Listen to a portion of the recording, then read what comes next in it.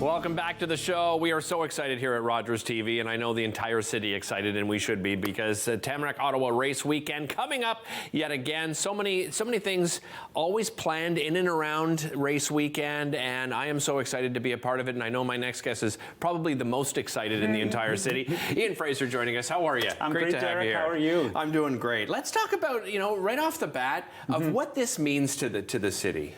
I think it means a whole bunch of things to the city. So, on an economic level, we're a big economic driver for the city. We fill a whole bunch of hotel rooms. People eat out in restaurants, and they spend in the community. Right. That's the first part. I'd say the second part is just the health and wellness benefit that the event provides to over 30,000 people every year. It's a catalyst to get people moving early in the year. It also sort of galvanizes their resolve through the spring, and then they have this final destination, which has been sort of the final jumping off point of the journey. And I think the third part is the work we do with our charities in the Desjardins Charity Challenge to really help people in need in our community. I think we're a community organization with a running problem. I think that's kind of sometimes the way we look at it. I love it. And as I said, it not only is it important to the community, but everyone gets excited. And this isn't just about the runners, right? You've the volunteers that come out and the people that cheer along that route. I mean, what does that mean to the runners? It means everything. So in a number of the studies that we've done, most people bring 1.5 other people with them to the event. Right. And our spectator load is almost 3 to 1 for participants. So, we have well over 100,000 people on the streets cheering people on. And it's just a celebration of goodness. And, last year coming out of the pandemic was just a real opening up for the city, we felt, and just having people come out, run on the roads that they normally drive on, and just be part of a big celebration. It's a huge party too. Oh yeah. And the Canadian running community last year, I mean, it was huge. It was massive, right? Yeah. It was so exciting. Well, let's talk about what the weekend looks like, right? Let's start with the Friday. So Friday we have race kit pickup opening at the Health and Fitness Expo, starting at 8 o'clock in the morning on Friday. So you can come and pick up your race kit, but you can also have so much fun with a whole bunch of vendors that are going to be in there and booth displays. We're taking over the outdoor area at Aberdeen Pavilion. So we're at Aberdeen at Lansdowne this year, and so we're taking over also the outdoor space, which typically the farmers market uses on the weekends in good weather. So we're there. We're going to have games out in that outdoor area. We'll have beverages and food sampling, and we'll have all kinds of stuff at Aberdeen. So that's Friday. We also have a warm-up party on Friday night at the Horticultural Building that you can buy tickets through online if you want to come and join us. We've got entertainment and food.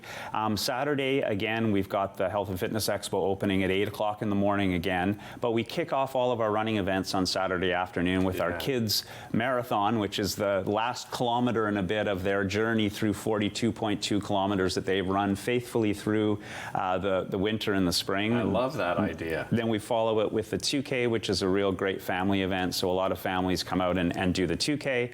The 5K follows at 4 o'clock, and then our real Saturday jewel is the Canadian 10K Championships, Road Race Championships at 6:30, which is fantastic. And you know what that energy is like. It's incredible, right? So it's just amazing. We'll get to the marathon in just a moment. Sure. Get back to the Desjardins Challenge, Charity Challenge, and what that means. I mean, a lot of charities involved again this year, Yeah, right? we have 74 right now involved, and we still onboard a few as we get closer to. Okay. But we provide a vehicle, a platform for these charities to be able to fundraise. So runners will fundraise, they'll create a team, they'll fundraise on behalf of the charity of their choice.